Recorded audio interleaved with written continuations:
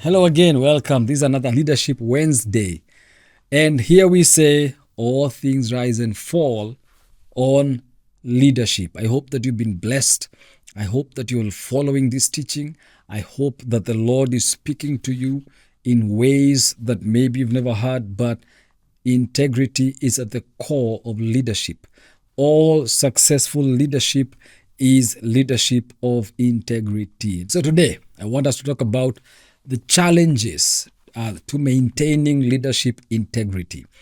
What challenges then do we face? We can talk about integrity all day long, but we cannot talk about it without really talking about the challenges, because the truth is there is a lot of challenges to any leader who wants to maintain integrity, or any leader who wants to say no to the norm, no to the things that are not integrity things. And so what are some of the challenges that people face? And I'm going to talk about three main challenges that a lot of leaders are facing. A lot of leaders who want to walk in integrity, a lot of leaders who want to say that, you know what, I'm going to walk and I'm going to be a leader of integrity, but there's all this kind of challenges. And the number one point that I want to bring out is the external pressures. My goodness. Most people, even in government positions, churches, wherever, faith-based organizations, corporates, most people desire to walk in integrity. There's this case or this story that I was listening to by a friend of mine, and this person was telling me how the person he was working for wanted him to change a few things here and there so that then they can build a building that was not standard, or that was not to the level that was required by the government then. And this person is an architect, and so they were asking this guy to ignore a few rules here and there. And the good thing is that this friend of mine was a man of integrity, and he said, I cannot do that. And he eventually quit. He was one of the architects. They had hired him on contract basis, and he quit. And he told them, you know what? If you're going to build your building this way, my name cannot be associated with this building. And he left. And this is money he's living. It is a portfolio that he's living. It is something that would build up in his life. But then he's like, no, if this is how it's going to become, I won't do it. And then 2 weeks later, I think 2 weeks or 2 months, I can't remember, they called him back and they said, okay, come back. We're going to do what you want. You see, what I learned from that is that people admire leaders of integrity, but then they don't want to walk in integrity, but they will admire you when you stand for integrity. And then if you don't give in, they are going to recommend you. There's another story that I heard of a person who was saying, I think it was CJ, a former Chief Justice Maraga, who was saying, and he was giving a speech, and he said that people will come and they will try to bribe you. They will try to corrupt you. They will try to threaten you.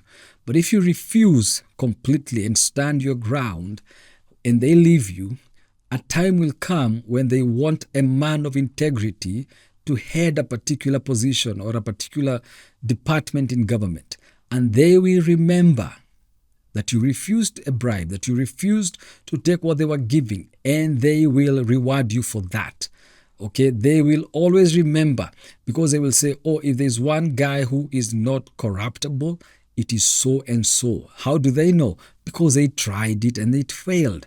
At that moment when they're trying it, they may threaten you, they may tell you a lot of stuff, they may tell you a lot of things, but when it is needed, or a time comes and a man of integrity is needed, it is you they will fall back on, and they will say, you know what, sir, we respect you. Okay, so people admire leaders of integrity, but that does not mean that there will be no external pressure. There will be for financial pressure, market pressures, to compromise on some markets and some trades.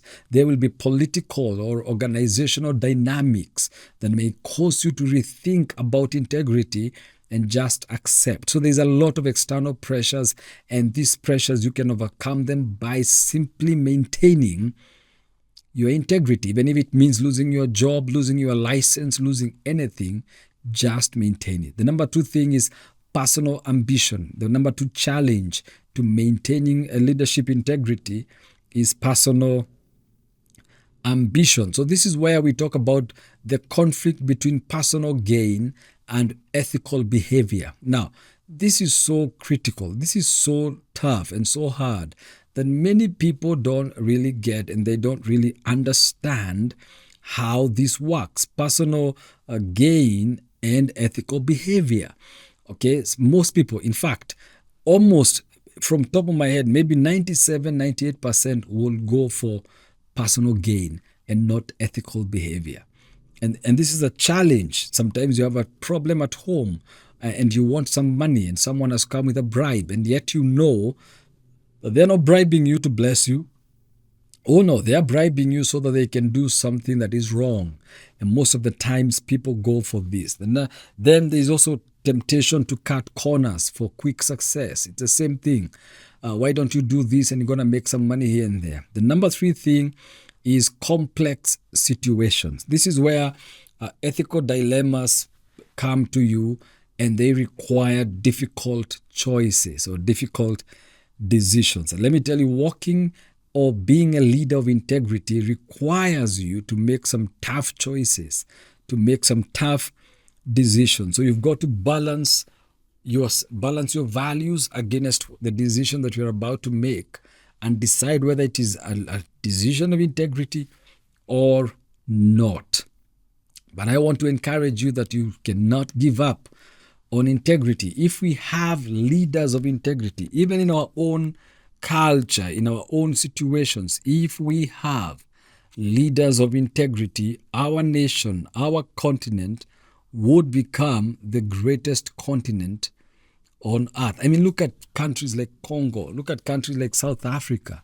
If only there were men and leaders of integrity who stood for what they believe in and refused to give in, then all the wealth of those countries would be benefiting the people in those countries. So never forget, all things rise and fall on leadership. Thank you, and God bless you.